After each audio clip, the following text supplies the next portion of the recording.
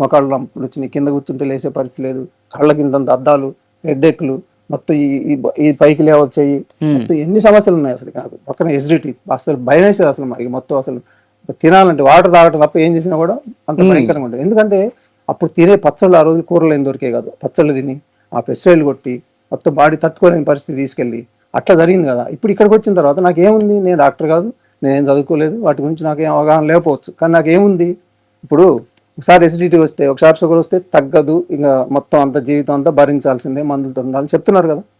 ఇక్కడే చూద్దాం అసలు ప్రాక్టికల్ నాలెడ్జ్ అంటే ఇదే కదా. మరి ఇక్కడ ఎలా తగ్గుతుంది?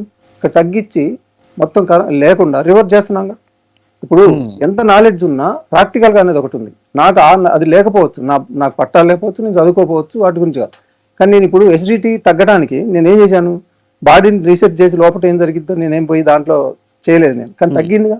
తగ్గడం దేనికి తగ్గింది, నేను ఎక్కడ చేస్తే తప్పు చేస్తే వచ్చింది, ఇప్పుడు ఎట్లా తగ్గింది అనేది ఒక వచ్చిందిగా నాకు.